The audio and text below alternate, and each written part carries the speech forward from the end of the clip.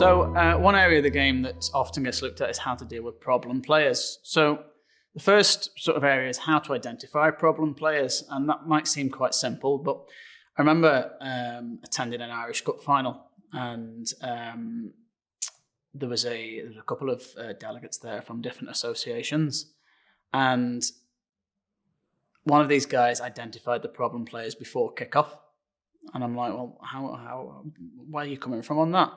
One of them had a bright red Mohican down the middle, and another one was out training in a very sort of bright T-shirt with a couple of club slogans on it. And it actually sort of pointed out before the kickoff, those players straight away would be identifying to me as somebody to keep an eye out for.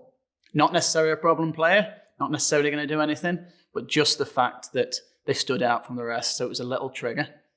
Now, whether it's coincidence or not, these two players both got sent off after 26 minutes for a clash with each other. And it was really interesting having identified that from a completely neutral person who'd never seen an Irish League game before. They had identified two players that might come to their attention because they stood out. And I thought that was a really, really interesting thing. So there's loads of different triggers. On the field, it could be the player that's speaking to you the most. It could be the player that's shouting at you from a distance. It could be the player that you see put two tackles in early on. But I think it's so important in the first 10 or 15 minutes as referees, particularly with teams that we don't know, to start to identify who those players are. And it could be from the smallest of triggers. Equally challenging is dealing with the problem players that we know are a problem player. I'm sure if I was to say to you, who is your problem player? A name would immediately jump to mind. And that's difficult in itself because that's us prejudging. That's us actually prejudging a situation and maybe thinking back on past experiences. And I think what's so important to that is, one, to try and approach every game as difficult as it is without those preconceived ideas. But secondly, trying something different. So if you had a real problem with a player for 90 minutes and it didn't work, going away and saying from a self-analysis point of view, why didn't it work? How can I try this differently? One of the first lessons I learned when I was a young referee with a very, very experienced mentor was to deal with the problem early. And he used to put it that if you have a stone in your shoe at kickoff, you're not going to wait till 20 minutes before you deal with it and take it out. You're going to do something. And that isn't getting a yellow card out. That isn't issuing a verbal warning. It's something. It's just actually saying, right, I need to do something to deal with this problem that I have. And it could be usually by a communication, usually by a speaking, and seeing what works. Every person's different. Every referee is different. And every person is different. So the way that you manage somebody is always going to be different. And it may take 2, 3, 4 attempts. I know players that play in the Premier League in Northern Ireland that like to be constantly spoken to. If you ignore them, it's the worst thing you can do. And when you ignore them, you're called arrogant, you're called aloof, you're called, disrespectful.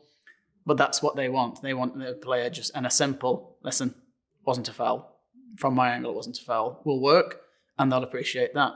There's other players that if you engage with them, it's the worst thing you can do because it's just, that actually develops a dialogue of an argument. And I can think of one particular player who I just ignore for the whole game. Because much like the child having a tantrum in the corner, if you ignore them, eventually they will stop. And it is about, with the real problem players, identifying what works and not giving up.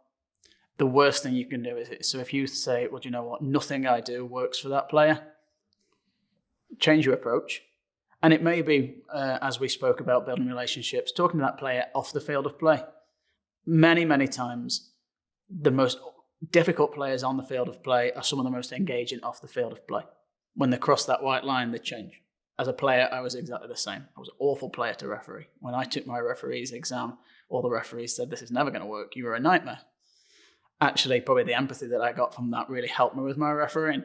So engaging off the field of play before you go out and saying, listen, at least try and give me 5 minutes rest today, or something along those lines, and starting to build that relationship up outside of the pressure of the 90 minutes, outside of the heat of the game, is really, really important.